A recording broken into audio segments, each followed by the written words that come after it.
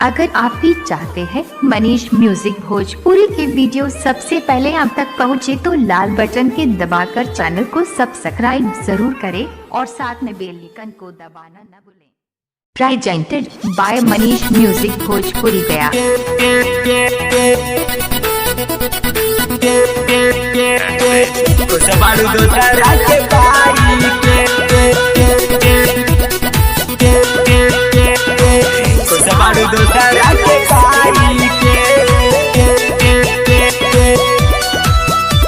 Recording by Manish music Bhojpuri गया।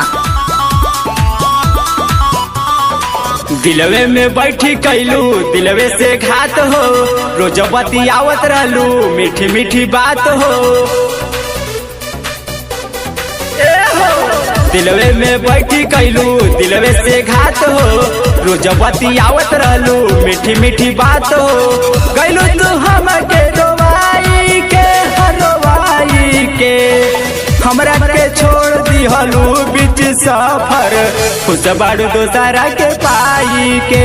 हाँ हमरा के छोड़ दिहलू बीच सफर, खुश बाड़ू दोसरा के पाई के।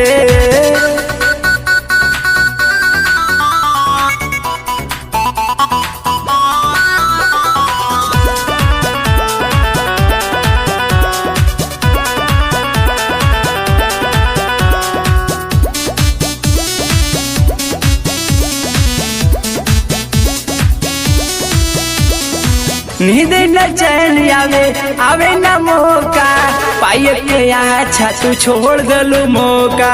नींद न चैन आवे न मौका, पाए के अच्छा तू छोड़ दलू मौका। नींद न चैन आवे न मौका, पाए के छोड़ दलू मौका। ये जान काहे कोइलू धोखा हो, ये जान काहे कोइलू धोखा हो। मन करे मोरी जहर खाई के, हाँ खाई के। हमरा के छोड़ दलू बीच सफर में, खुश बाड़ू दोसरा के पाई के। हाँ हमरा के छोड़ दलू बीच सफर में, खुश बाड़ू दोसरा के पाई के।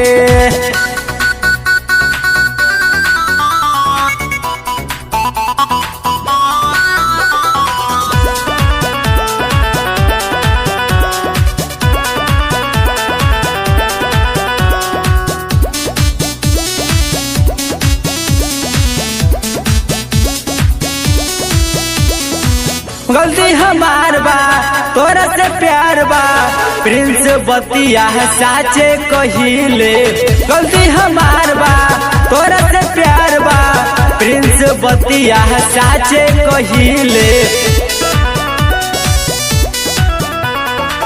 गलती हमार बा तोरा से प्यार बा, प्रिंस अभिषेक सतीश बतिया साचे कहले हो।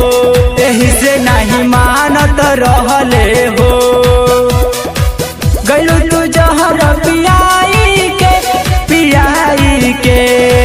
हमरा के छोड़ दिहलू बीच सफर, खुश बाड़ू दोसरा के पाई के। हाँ हमरा के छोड़ दिलू बीच सफर में, खुश बाड़ू दोसरा के पाई के।